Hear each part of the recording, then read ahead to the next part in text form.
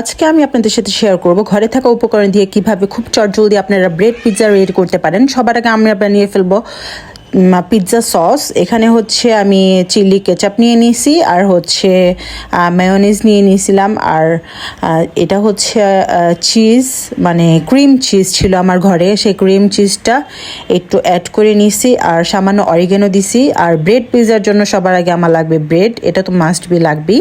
এখানে আমি একটা ট্রেতে সাজিয়ে নিচ্ছিলাম। তারপর সব কিছু উপকরণ আমি এখানে চিকেন, সামান্য একটু গার্লিক আর অনিয়ন দিয়ে একটু করে নিয়েছিলাম তাওয়াতে হালকা তেল দিয়ে।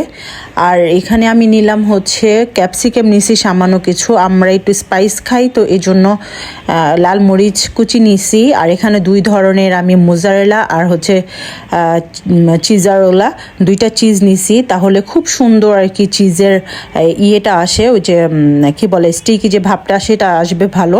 এই দুই ধরনের চিজ এখানে আমি ইউজ করছি, আপনারা চাইলে এক ধরনের চিজও নিতে পারেন। আমরা সেটা খাইছিলাম পিৎজা, মিনি পিৎজাটা আমরা খাইছি কলকাতাতে।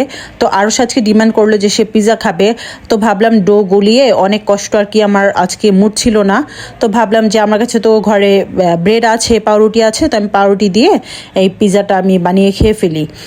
তো এখানে আমি সর্বপ্রথম দিয়ে দিলাম হচ্ছে সেই ক্যাপসিকাম আর অনিয়ন রাখা চিকেনটা, আর সাথে আমি দিয়েছিলাম হচ্ছে সামান্য কিছু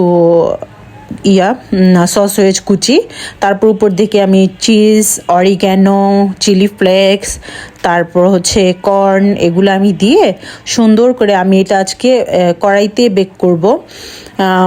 মানে গ্রিল প্যান থাকে না, গ্রিল প্যানের মধ্যে এটা আমি ঢাকা দিয়ে প্রায় 15 মিনিট রেখে এটা আমি বেক করে ফেলবো, ওভেনে দিব না। তারপর এইটা হচ্ছে আমাদের জন্য, তাই একটু স্পাইস করছিলাম। আর আরশ আর রিজিকের জন্য হচ্ছে এটা আমি স্পাইস করি নাই, যেহেতু ওটা ছোট মানুষ। দেখেন মাশাল্লাহ কত সুন্দর লাগতেছে দেখতে, খুবই লোভনীয় লাগতেছে, তাই না? আলহামদুলিল্লাহ, আমার ছেলে খেতে খুবই পছন্দ করেছে। সবাই প্লিজ আমার ভিডিওটা শেয়ার করে দিবেন।